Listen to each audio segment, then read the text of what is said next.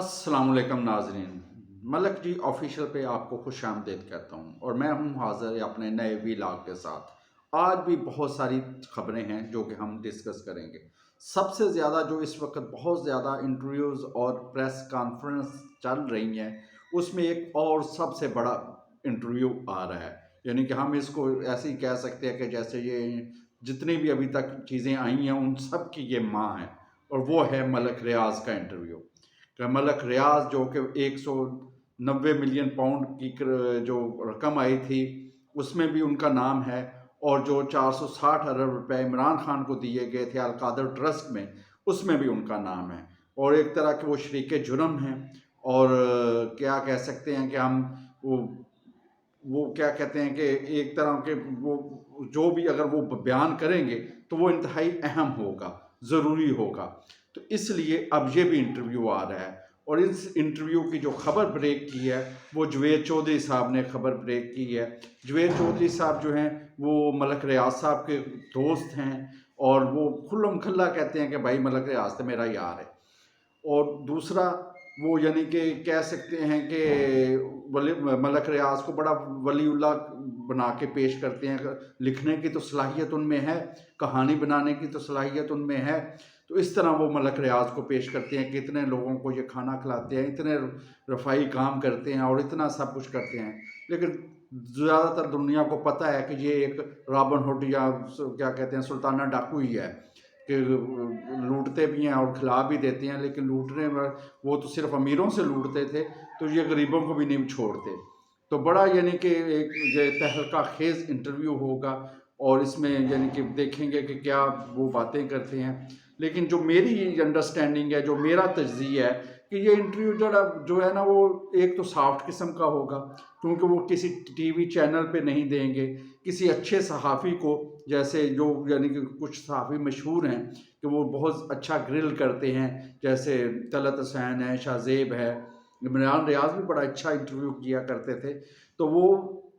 इस तरह किसी अच्छे सहाफ़ी को वो इंटरव्यू नहीं देंगे, सॉरी किसी टीवी चैनल को भी वो इंटरव्यू नहीं देंगे। वो एक सोशल मीडिया या डिजिटल प्लेटफॉर्म होगा, वो उस पे वो इंटरव्यू देंगे। तो वो मुकमकासी वाली बात होगी कि ये जैसे वो, क्योंकि मलक रियाज की ये खूबी है कि वो हर दफ़ा ना मिला के खेलते हैं, खुल्लम खुल्ला या आज़ादाना तौर पे नहीं वो खेलते, चाहे उनको कितना भी खर्चा करना पड़े, लेकिन वो मिला के खेलते हैं। इसमें भी वो इसी तरह की बात होगी कि वो एक इंटरव्यू होगा जो सवाल भी फिक्स होंगे और जवाबात भी पहले से डिस्कस किए होंगे। तो इसमें वो 2014 के जो धरना है उसके बारे में इंकशाफात करेंगे कि उसकी कैसे फंडिंग हुई, कहाँ से वो पैसे आते रहे। दूसरा वो फिर जो है अपना ये अलकादर ट्रस्ट, इसके बारे में बातें होंगी कि ये कैसे बना, कैसे पैसे दिए गए, कैसे बुशरा बीबी उनको ब्लैकमेल करती रही, कैसे गोगी जो है वो उनको ब्लैकमेल करती रही, और कैसे ये इनसे पैसे लेते रहे। और इसमें एक और हैरत अंगेज चीज़ भी है कि कैसे ये यानी कि लंदन में जमैमा के अकाउंट्स में भी ये पैसे भेजते रहे। यानी कि ऐसी चीज़ें जो कि इमरान खान को हर्ट करती हैं इस वक्त, उन चीज़ों का जिक्र इस इंटरव्यू में होगा। लेकिन ऐसी चीज़ें जो कौम जानना चाहती है कि आपने कितने सहाफ़ियों को पैसे दिए, आपने कितने सहाफ़ियों को प्लाट दिए, आपने कितने जजेस को ख़रीदा, आपने कितने जजेस के ख़िलाफ़ यानी कि उनको प्लाट दे के और घर दे के उनको अपने साथ लगाए रखा। और फिर बिलावल हाउस जो कि एक किला है लाहौर के अंदर बहरिया टाउन में, वो कैसे बना। सिंध में आपको इतनी ज़मीन, वो आप में क्या बात थी कि असद जरदारी आप पे इतने मेहरबान हो गए और उतनी ज़मीन उन्होंने आपको दे दी। तो इस बात पे वो कोई जवाब नहीं देंगे या इस तरह की कोई चीज़ नहीं होगी। साकिब निसार का भी इस इंटरव्यू में जिक्र होगा, उनके भी बारे में बताया जाएगा कि वो क्या करते रहे हैं। तो सोशल मीडिया पे ये इंटरव्यू आएगा, देखते हैं ये इंटरव्यू कब आता है, और आप भी देखेंगे और हम भी देखेंगे कि इसमें क्या होता है। तो अभी तक यानी कि राइट नाउ जो है मलक रियाज का जो केस है वो चल रहा है सुप्रीम कोर्ट में, और अभी भी जजेस ने, मैं थोड़ी देर पहले देख रहा था कि उन्होंने वक्फा लिया है, वक्फे के बाद वो देखे क्या कर रहे हैं। तो वो यानी कि यही है कि वो जो पैसे आए थे वो पैसे यानी कि हुकूमत पाकिस्तान के थे, तो वो सुप्रीम कोर्ट में कैसे अकसात की मद में जमा हो गए। تو اس میں یہ ہے کہ آج بڑا ایک بہت ہی یعنی کہ کیا کہتے ہیں قاضی صاحب کے ریمارکس تھے کہ ایسے یعنی کہ پیسے جو کہ ایک ڈاکو نے لوٹا ہو پیسہ اور وہ سپریم کورٹ میں آ کے رکھ دے تو کیا سپریم کورٹ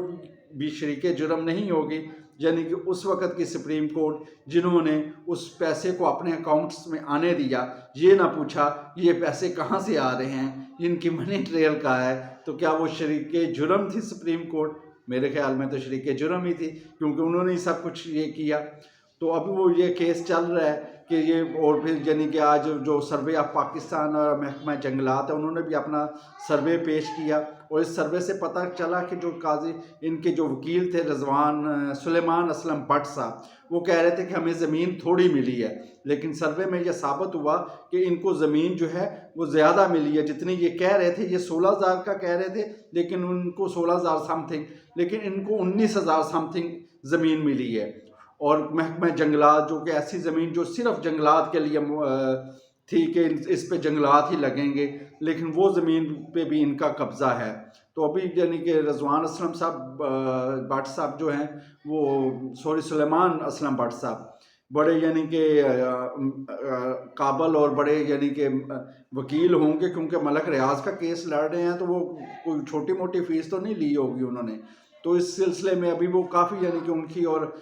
قاضی صاحب کی تھوڑی سی تلخی بھی ہو گئی، لیکن وہ تلخی کے ساتھ بھی وہ کیس چل رہا ہے، کیونکہ وہ اپنی کسی چیز کو بھی وہ ثابت نہیں کر سکے۔ جیسے انہوں نے کہا تھا کہ ہمیں 3,000 ایکڑ زمین کم ملی ہے، تو انہوں نے اس میں ثبوت نہیں دیا۔ انہوں نے کہا کہ اگر آپ نے کہا ہے کم ملی ہے تو پھر ثابت کریں، کیونکہ جو الزام لگاتا ہے اسے ثابت کرنا ہوتا ہے کہ زمین کم ملی ہے، لیکن اس سلسلے میں بھی اسے نہیں ثابت کر سکے۔ تو کافی لمبی یعنی کہ ہیئرنگ چل رہی ہے، ابھی تک ہے، تو دیکھیں اس کے بارے میں کیا فیصلہ ہوتا ہے اور سپریم کورٹ اس کے بارے میں کیا آرڈر کرتی ہے۔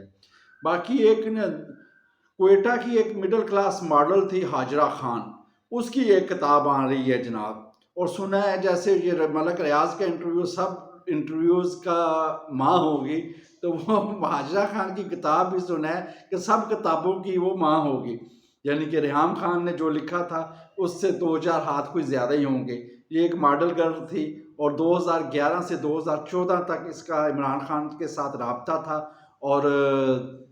بنی گالا کے اندر تک اس کی رسائی تھی، اور بنی گالا کے اندر پھر وہ جو چیزیں دیکھتی تھی اس چیزوں کو اس کتاب میں لکھا ہے۔ یہ ہم اس کا پوائنٹ آف ویو دے رہے ہیں۔ ابھی پی ٹی آئی والے یا عمران خان جو ہے اس کے بارے میں اپنا وہ کہہ سکتے ہیں کہ یہ غلط ہے، اور ثابت بھی کر سکتے ہیں کہ یہ غلط ہے، کیونکہ یہ جو ماڈلز ہیں یہ اس وقت نہیں بولتی جب ان کو سارے فوائد مل رہے ہوتے ہیں، جب یہ عمران خان سے سارے فوائد حاصل کر رہی تھیں، یا عمران خان سے شاید اس وقت ڈر رہی تھیں کیونکہ وہ وزیر اعظم بھی تھے،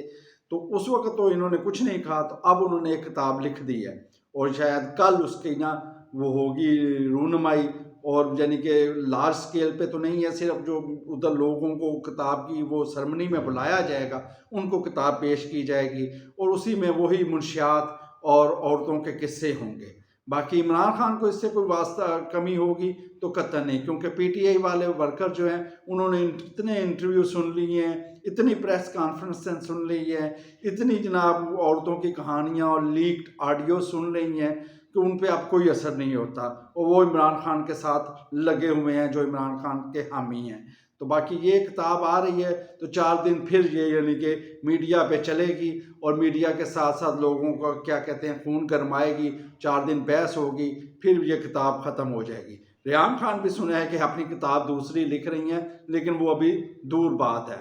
باقی جو عمران خان کا کیس ہے وہ اب انہوں نے کہا ہے کہ یہ اڈیالہ جیل سے جوڈیشل کمپلیکس میں اس کو منتقل کر دیا جائے، تو اب ادھر اس کی ہیئرنگ ہوگی، اور یہ کیس جیسے اس نے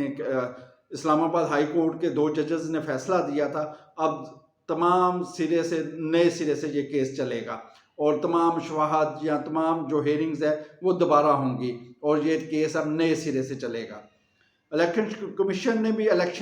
نے بھی آج پی ٹی آئی والوں کو بلایا تھا، کیونکہ ان کے انٹرا پارٹی الیکشن کا معاملہ ہے، تو اس میں ان کا بلے کا نشان، کیونکہ آج بڑی افواہ پھیلی ہوئی تھی کہ شاید پی ٹی آئی کا بلے کا نشان ہی ختم ہو جائے، لیکن الیکشن کمیشن نے نا مشروط طور پہ ان کو اجازت دی ہے. بلے کا نشان ابھی پی ٹی آئی کے پاس ہی ہے، لیکن ساتھ میں یہ بھی کہا گیا ہے کہ 20 دن کے اندر آپ اپنے نئے الیکشن کروائیں، اور یہ انٹرا پارٹی الیکشن جو کروائے ہیں آپ نے یہ ہمیں منظور نہیں ہیں. اس کے ساتھ مظاہر نقوی صاحب کا جو بھی کیس ہے وہ بھی بڑا عروج پہ پہنچا ہوا تھا، تو وہ دوبارہ 4-1 سے نا انہوں نے دوسرا شو کاز نوٹس کر دیا ہے. میرا یعنی کہ مظاہر نقوی صاحب کے پاس جو میاں داؤد ہیں انہوں نے ایسی بریفنگ اور ایسے اعلیٰ کمال کے دلائل دیے ہیں کہ ادھر مظاہر نقوی صاحب صرف دیکھتے ہی رہ گئے ہیں، کیونکہ اتنی زیادہ جائیدادیں بنانا کوئی آسان کام تو نہیں ہے. پھر جو وکلا انہوں نے رکھے ہوئے ہیں اپنے پاس وہ کروڑوں کی فیسیں لینے والے ہیں، تو نقوی صاحب ان کی فیسیں کہاں سے دیں گے؟ یہ بھی ایک سوچنے والی بات ہے. تو اب یہ دوبارہ شو کا 2-3 دن ہیئرنگ ہوئی، یعنی کہ ایک جج تھے انہوں نے کہا کہ مائی میرے ساتھ جو بھی ادھر ہو رہا ہے نا وہ سب آپ میڈیا کو بتائیں، تو انہوں نے میڈیا کو بتایا. اور دوسرے جج تھے وہ کہہ رہے تھے کہ یار ادھر جو باتیں ڈسکس ہو رہی ہیں نا تو کائنڈلی وہ میڈیا کو نہ بتائی جائیں. تو انہوں نے کہا ٹھیک ہے نہیں بتاتے میڈیا کو اگر آپ کی اسی میں خوشی ہے. تو جو high court Lahore high court کے جج تھے جسٹس امیر حسین بٹی صاحب، وہ یعنی کہ اس کے ساتھ تھے، مشرف کا فیصلہ دینے میں اس کے ہمجولی اور ہم نوالا اور ہم پیالہ تھے. لیکن انہوں نے بھی جب میاں داؤد نے بات کی اور تمام ثبوت دکھائے نا تو ان کا بھی کہا کہ یار یہ بہت زیادتی ہے، اور انہوں نے سب لوگوں نے اپنے سر پکڑ لیے، اور صرف جسٹس اعجاز الحسن صاحب نے اپنے ساتھی کا ساتھ دیا. باقی امیر بٹی صاحب بھی ہیں وہ بھی شو کاز کی دوسری طرف پہ چلے گئے، اور اب ان کو 4-1 سے شو کاز نوٹس دوبارہ دے دیا گیا ہے کہ اس کو تفصیل سے پڑھیں. یہ 2 کیسز بڑے اہم ہیں کیونکہ مظاہر نقوی صاحب فوجداری قوانین کے بہت ماسٹر آدمی ہیں، اور وہ کوشش کریں گے نامی گرامی وکلا کی مدد لے کے کہ اس کیس کو کم سے کم اتنا لمبا چلایا جائے یا کہ میں ریٹائر ہو جاؤں یا پھر قاضی صاحب ریٹائر ہو جائیں. اور دوسرا قاضی صاحب کا امتحان جو ہے وہ ملک ریاض کا کیس ہے، کیونکہ ملک ریاض بھی کوئی چھوٹی پارٹی نہیں ہے، وہ تو ہر چیز کو خرید لیتا ہے. تو اللہ پاک آپ سب کو بھی سلامت رکھے اور خوشیاں دے. اجازت